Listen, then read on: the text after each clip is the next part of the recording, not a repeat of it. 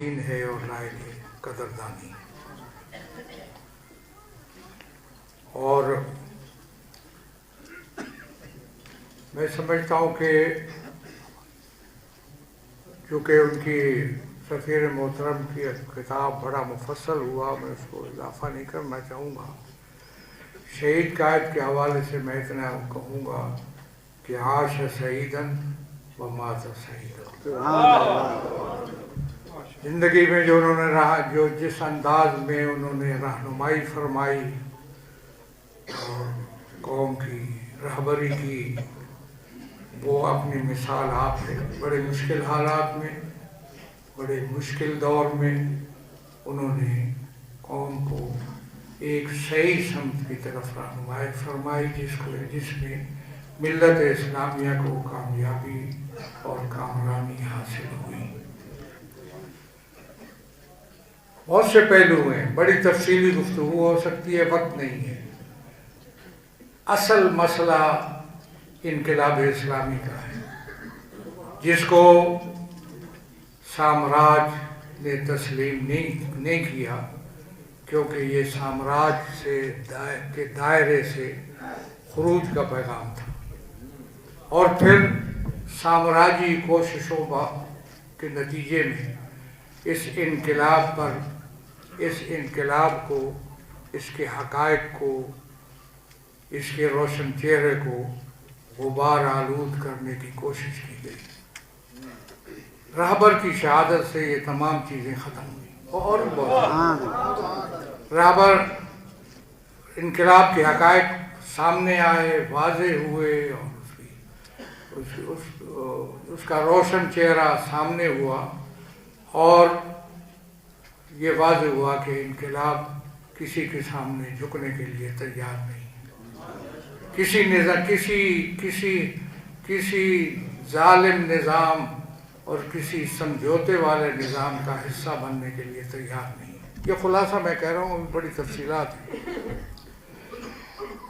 तो आज इनकलाब पर जो गुबार डाले गए, लोगों ने डालने की कोशिश की और कोई इल्ज़ाम तराशियाँ भी हुई। छोटे लोग थे, उनकी जिम्मेदारी लगी, उन्होंने इनकलाब के चेहरे को मस्क करने की कोशिश जो की, वो सब की सब कोशिशें नाकारा हुई और सब की सब कोशिशें जो है मिट गई और मार पड़ गई।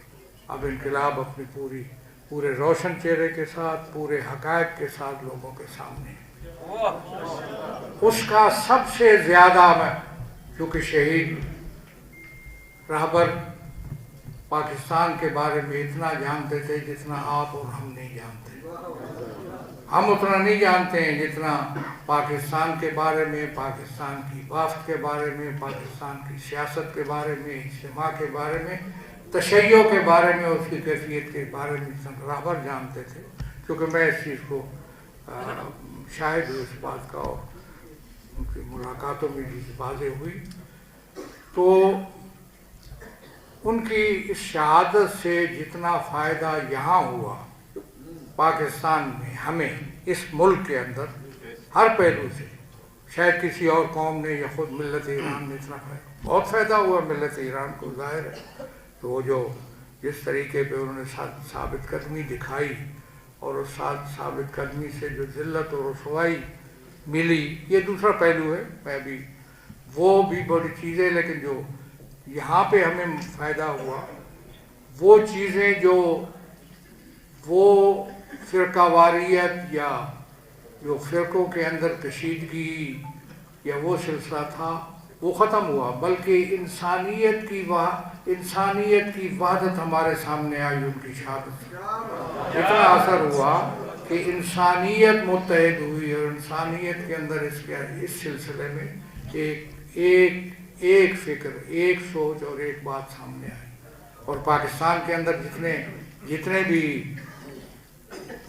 हैं मसालिक है, जितने भी मकातब फ़िक्र है, सब के अंदर वहदत और बेशतर हुई और ज़्यादा यकजहती उनके अंदर पैदा हुई है। उनकी शहादत का असर है। इसलिए मैंने कहा कि आश सईदा व माता सईदा, उनकी शहादत से भी इतने असरात मुरतब हुए जितने उनकी ज़िंदगी में इस मुआशरे पे और इंसानी पे मुरतब हुए थे।